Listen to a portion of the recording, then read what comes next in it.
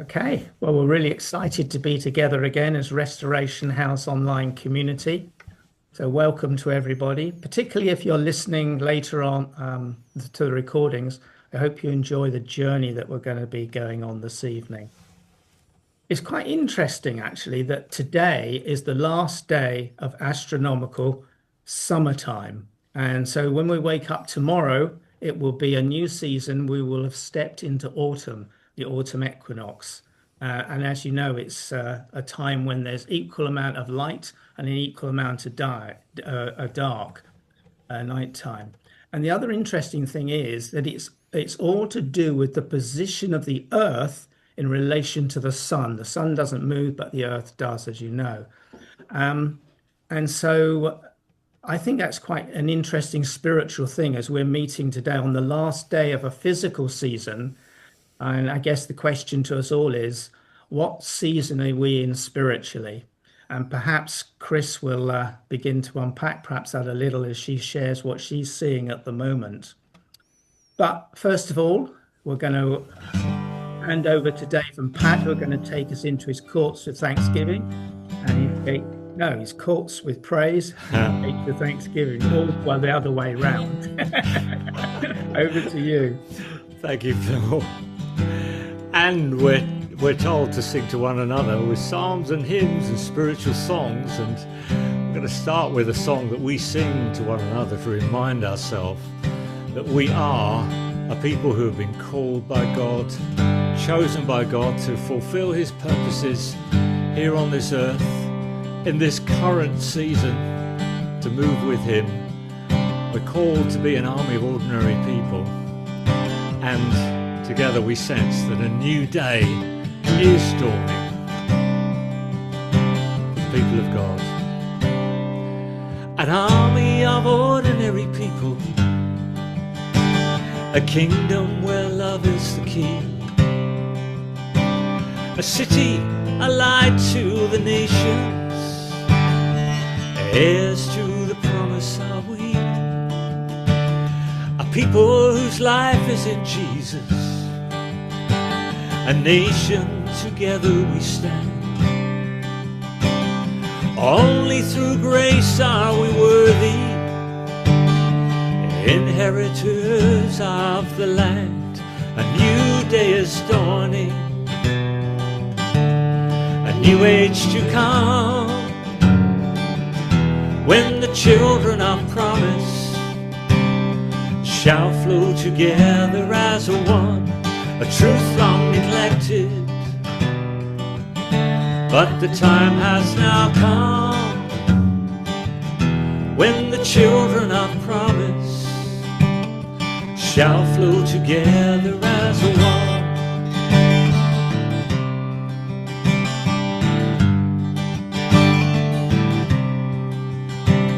A people without recognition,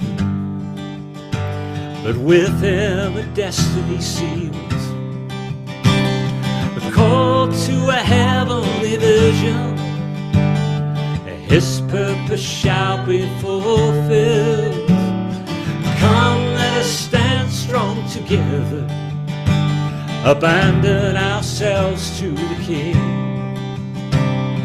His love shall be ours forever, this victory song we shall sing. A new day is dawning, a new age to come, when the children of promise shall flow together as one, a truth long neglected, but the time has now come, when the children of promise shall flow together as a one. Let's sing that last verse again. A people without recognition, but with him a destiny sealed. A people without recognition, but with him a destiny sealed. Called to a heavenly vision, his purpose shall be fulfilled. Come, let us stand strong together, abandon ourselves to the King. His love shall be ours forever. This victory song we shall sing. A new day is dawning, a new age to come, when the children of promise shall flow together as one. A truth long neglected, but the time has now come, when the children of promise shall flow together as one.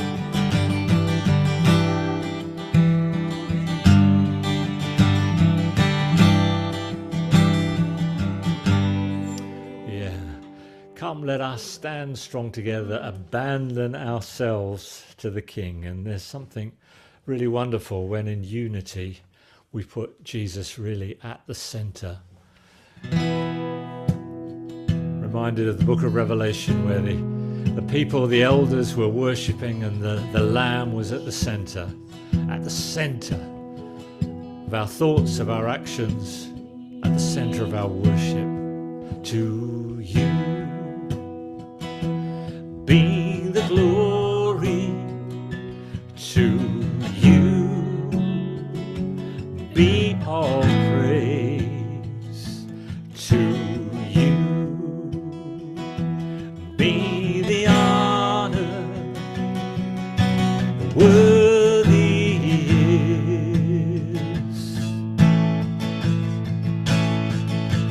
your name.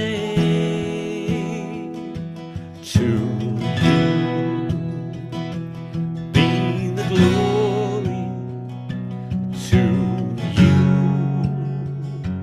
be all praise, to you be the honor, worthy is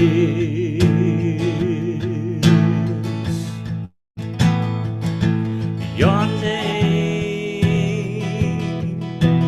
With one voice we will sing of your saving love. With one voice we will sing of your saving love. To you be the glory, to you be all praise, to you be the honor, worthy is your name. With one voice we will sing of your saving love. With one voice we will sing of your saving love. To you be the glory, to you be all praise, to you be the honor, worthy is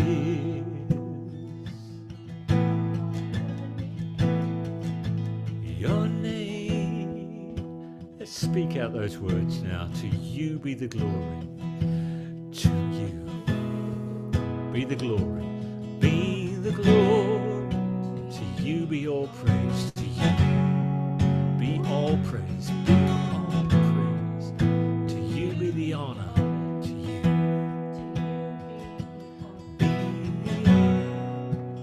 be worthy is your name.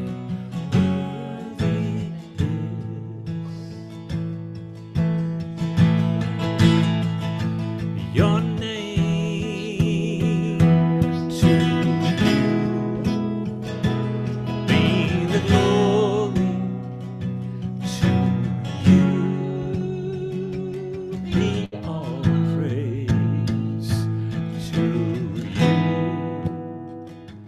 be the honor.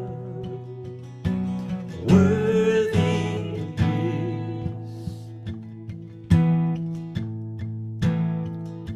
is your name.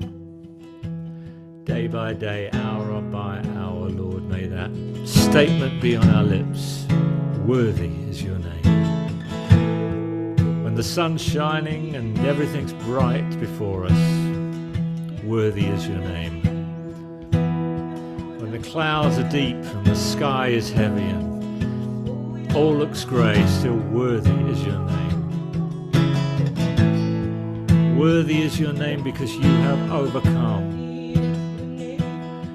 Worthy is your name because you triumphed over all darkness and all evil. Worthy is your name because you are the cosmic Christ, not only the Lord of the universe, but the Alpha and the Omega, in whom all time is in his hands. And yet you stretched down amongst us.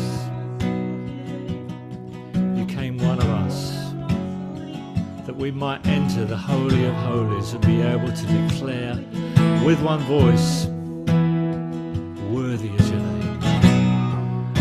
Worthy is your name, Lord. Worthy is your name, Lord. Worthy is your name. To you be the glory. To you be all praise. To you be the honor. Worthy is your name.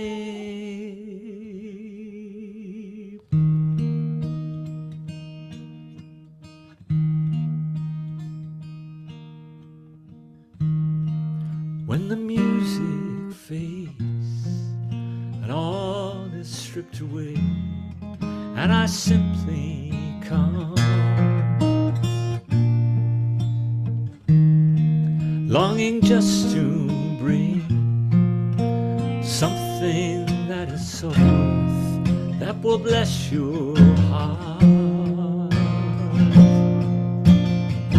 I'll bring you more than a song, for a song in itself is not what you have required. You search much deeper within, the way things appear.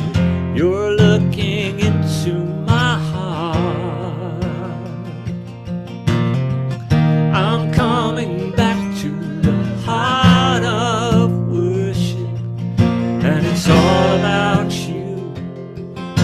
It's all about you, Jesus. I'm sorry, Lord, for the things I've made it, when it's all about you. It's all about you, Jesus. King of endless worth, no one could express how much you deserve. Though I'm weak and poor, all I have is yours, every single breath. I'll bring you more than a song, for a song in itself is not what you have required. You search much deeper within, through the way things appear. You're looking into my heart. I'm coming back to the heart of worship, and it's all about you. It's all about you, Jesus. I'm sorry, Lord, for the things I made, when it's all about you. It's all about you, Jesus.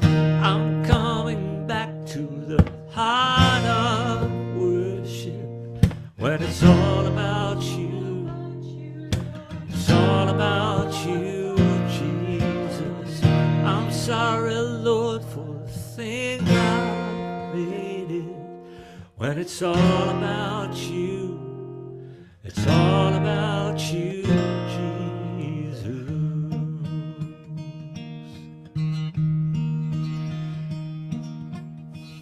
It's all about you, Jesus, the center of our worship, the beginning of the end. Calls us to be a people who sing out your praise, who pray out our prayers of intercession, who capture the heartbeat of who you are, who see with your eyes.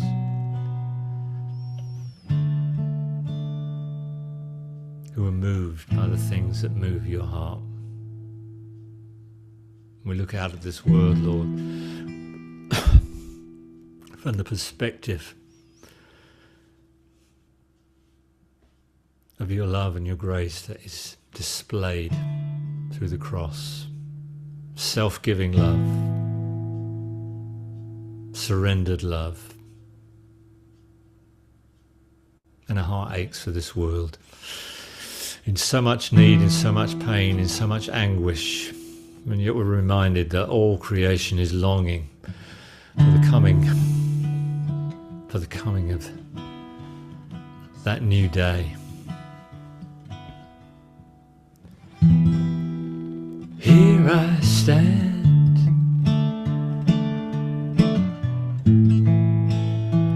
once again, with this prayer in my heart,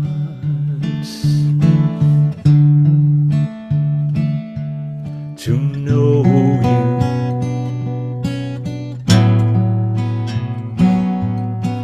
and to make you known, to know you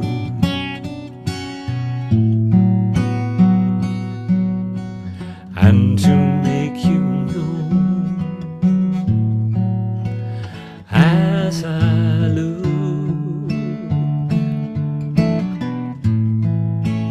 at this world. Let this go.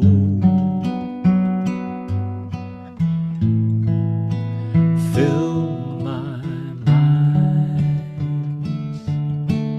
to know you and to make you known, to know you and to make you known, and to make you known, to know you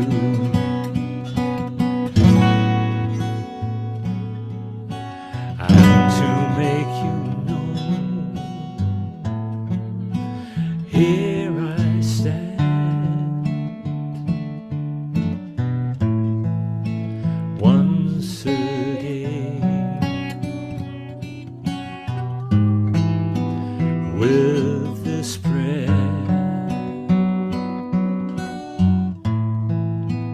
in my heart,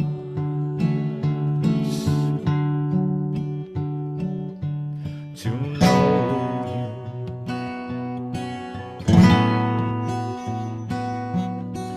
and to make you known, to know you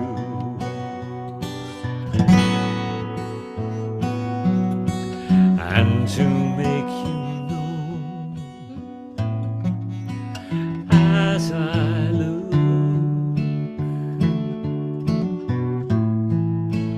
at this world.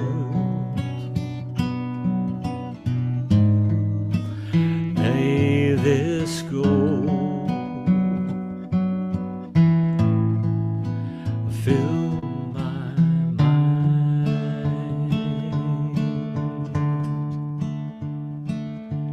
to know you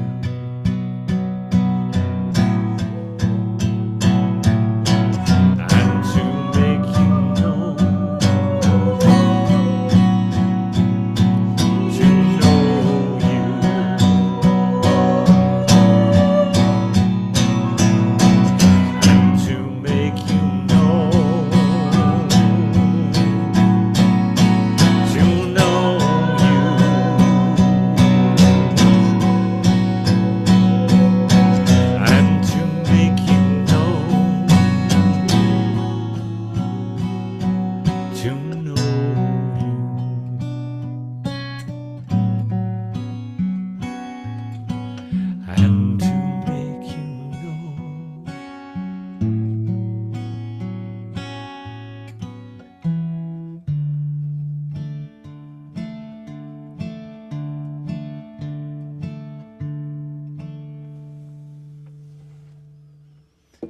to know you, to make you known, to reach out to the stranger, to reach out to those who don't believe what we believe, to reach out to those who are alienated from us.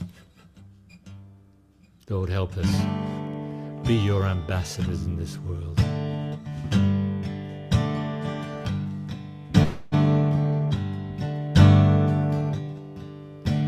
Great is the darkness that covers the earth, oppression, injustice, and pain.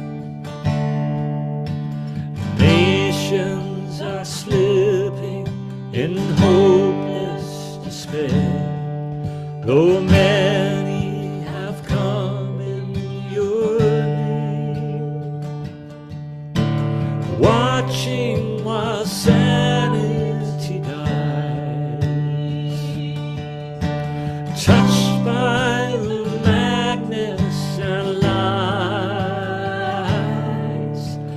Come, Lord Jesus, come, Lord Jesus, pour out your Spirit, we pray. Come, Lord Jesus, come, Lord Jesus, come, Lord Jesus, pour out your Spirit on us today. May now your church rise with power and love, this glorious gospel proclaim. In every nation salvation will come to those who believe in your name. Help us bring light to this world, that we might speed your return. Come, Lord Jesus, come. Lord Jesus, come. Lord Jesus, pour out your Spirit. Pour out your Spirit, we pray. Come, Lord Jesus. Come, Lord Jesus.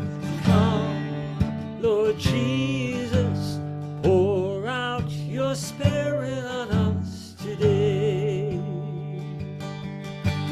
Great celebrations on that final day, when out of the heavens you come. Darkness will vanish, all sorrow will end, and rulers will bow at your throne. Our great commission complete, then face to face we shall meet. Come, Lord Jesus, come, Lord Jesus, pour out your Spirit, we pray.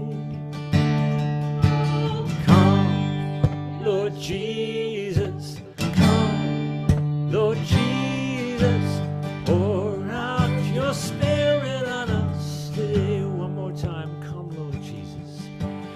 Come, Lord Jesus, come, Lord Jesus, pour out your Spirit, we pray.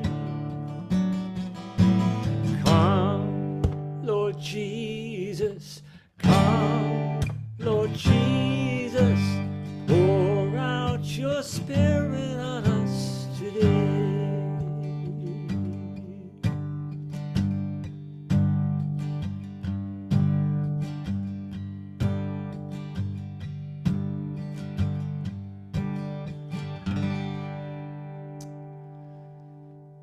Amen. Thank you, Dave. Thank you, Pat. Your words and your music always lead us into the presence of Jesus. Thank you. I think it's quite appropriate, that last song, Great is the Darkness, but greater is the light. Thank you, Jesus. So over to you, Chris. Yes, so much of what we've been singing really is like a prophetic declaration. And I always find Dave's songs have more prophecy in them than anything else. And they last down the decades as well. Many of those songs, resonate today in a way perhaps that they haven't in the past, in the time and season that we're in. The verse I had to start with was Ecclesiastes 3, just as Phil said. To everything there's a season and a time for every purpose under heaven. And we've just heard that it's in the UK anyway, a new season tomorrow. So do we know the purpose? And that verse goes up, Ecclesiastes 3 verse 11. Let's be encouraged, because there's so much we can look at and think these are terrible times. But it actually says in verse 11 from Ecclesiastes 3, he has set eternity in our hearts. So we might look at the world, we might look at ourselves, we might look around and see darkness, as Dave's saying, covering the earth. But he does pour out his spirit. He already has poured out his spirit in our hearts. He continues to pour out his spirit, and he knows what he is doing. But he has us. He has an army of ordinary people to do his will on earth. What is the battle? The battle is his kingdom to come, his will to be done. That's why we're in the army. That's the war we're in. The war to see his will being done on earth through me, through you, through his people on earth today. So our part is to do exactly as Jesus did, to see, hear, know what the Father is doing and participate, co-work, co-labor with him in that. And what do you see? What do you see? I've been asked to share what I've seen over the last few months.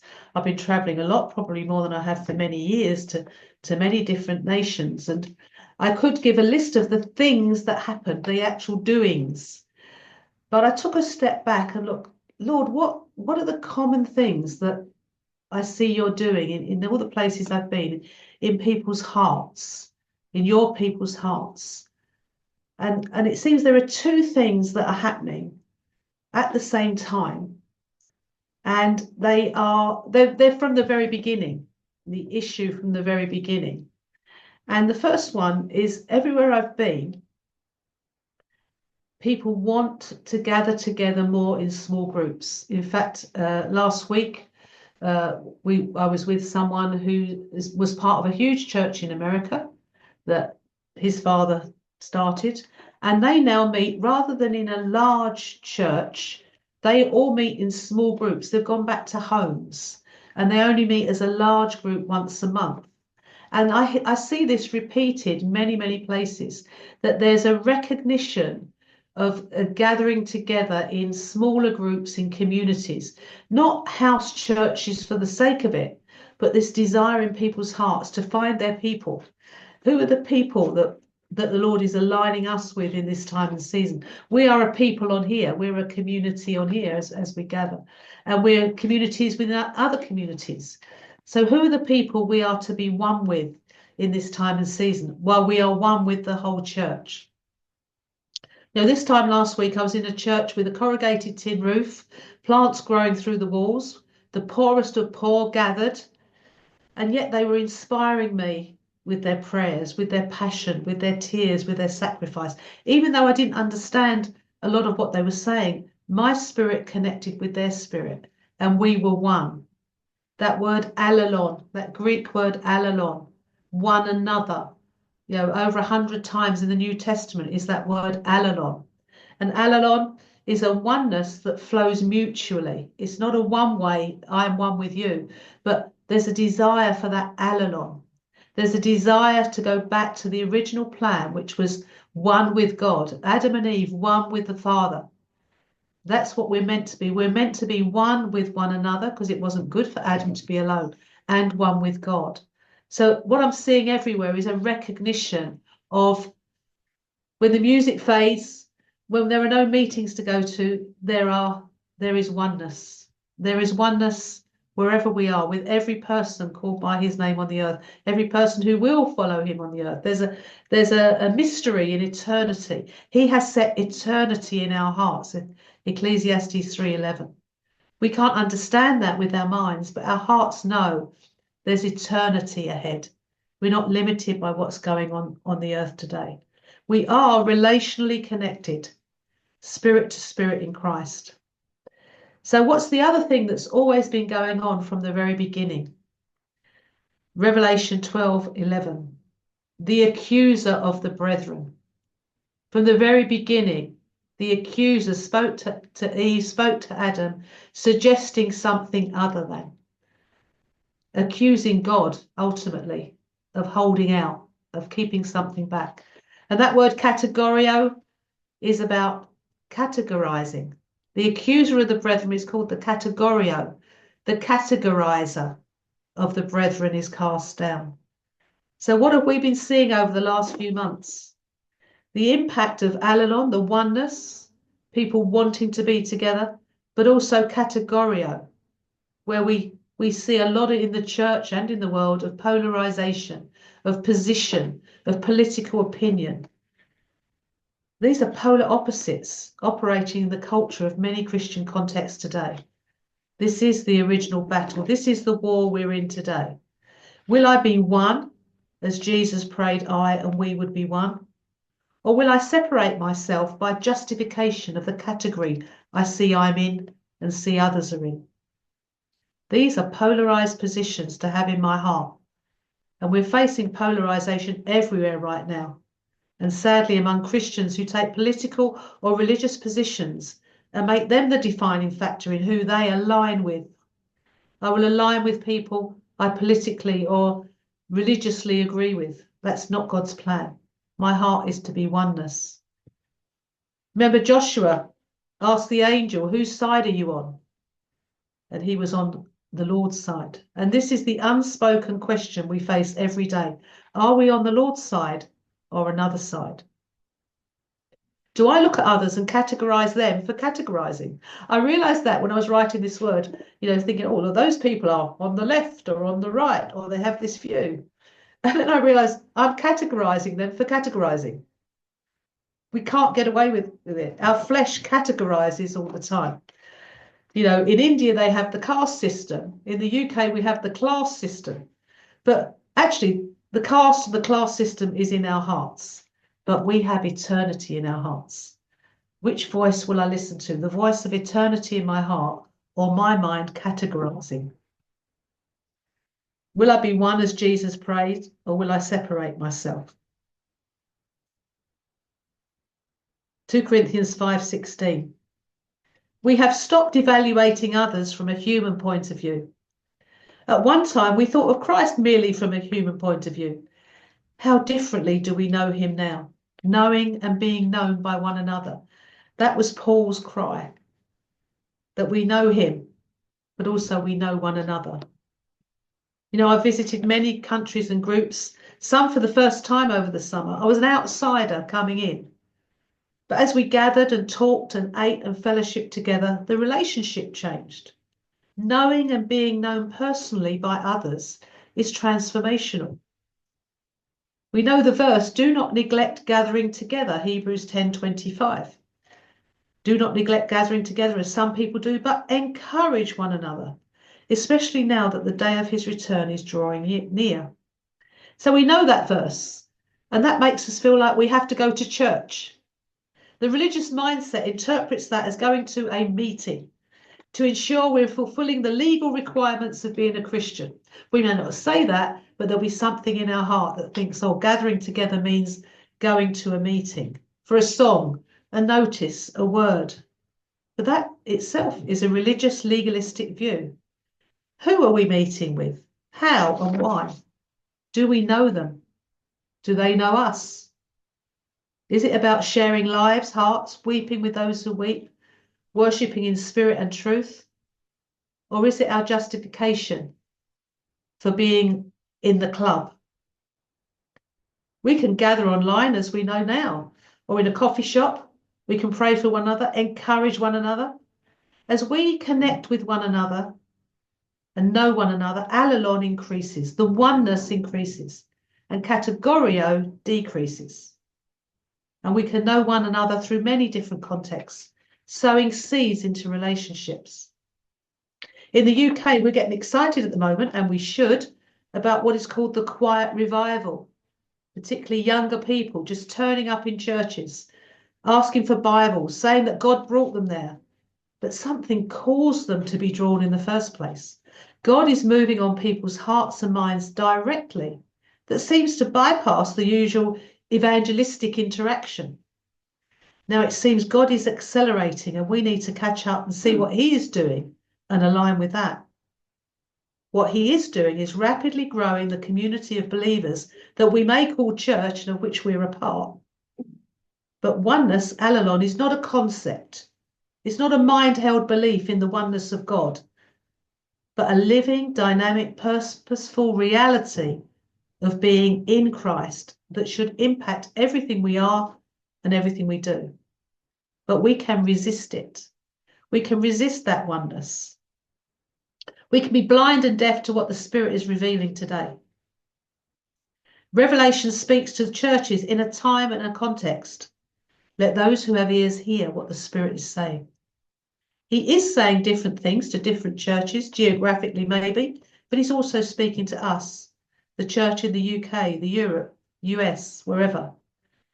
We may not be able to define our boundaries geographically about what the Spirit is saying, but we do have the Spirit of God in us to open our ears and eyes to what he's saying. And all the polarization, all the politicization around the church today, allow the Holy Spirit to convict us personally of where we categorize, divide, separate, politicize in our own hearts. You know, in the UK, I hear people, and maybe I think it as well, that Gen Z turning up unexpectedly in what we call dead churches. Where are they going? Look, they're going to these dead churches. A lot of words are being spoken negatively about where these young people are going. Yet maybe God knows the places he's sending them to. You know, we judge these churches as being full of old ladies and that are dead. But maybe some of those old ladies in what we call dead churches are divine gifts to the young people who are turning up to want to find a place of belonging, to be loved and accepted. We need to take the log out of our own eyes. Yesterday, I had an email from a US ministry inviting me to join a weekly meeting at a cost so I could have, quotes, weekly accountability to become the powerful person my relationships need. I'll say that again, you can take that in. I could have weekly accountability to become the powerful person my relationships need. Who knew that my relationships needed me to be a powerful person? But I could have weekly accountability to find out about that. I could join this online mass global group. Now, just to say, this is not a criticism of that person's offer, but an observation that the body of Christ might actually need this. The implication is that we haven't learned to become the person we need to be in our own communities. It's no surprise that one of the changing factors of church in the UK and even in the US is this move to home or house groups. Wisdom shows that there's been a famine of relationships in mass church, and we need a personal belonging, a knowing and being known, a one anothering, an alleloning. We are his provision for one another, his relational currency. He is always one with us, and he prays for us to be one with each other. Every day we face the same question. Choose this day who you will serve, the Lord or something else. I'm encouraged by Paul in Philippians 3, because he makes it clear that he doesn't know what to do either. He hasn't made it. Verse 10, I want to know Christ and the power of his resurrection and the fellowship of his sufferings, being conformed to him in his death, and so somehow to attain to the resurrection from the dead. Not that I have already obtained this or have already been made perfect, but I press on to take hold of that for which Jesus Christ took hold of me. Brothers, I do not consider myself yet to have taken hold of it, but one thing I do, Forgetting what is behind and straining towards what is ahead, I press on toward the goal to win the prize of God's heavenly calling in Christ Jesus. All of us who are mature should embrace this point of view. And if you think differently about some issue, God will reveal this to you as well. So we don't have to look back with regret. Even if we did judge, categorize, be accusers, we can say, this is a new day. This day I choose to serve God, to be one with him, to be one with one another. No condemnation, but joyous freedom. So Lord, search my heart. See if there is any wicked way in me where I categorize, I judge, I separate myself from others. I harden my heart. Reveal any fear or hurt in me that closes my heart to you and to others.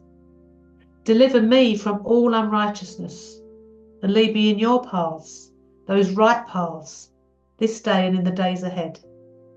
So forgetting what is behind, let us press on to the prize of God's heavenly calling in Christ Jesus. Amen. Thank you, Chris.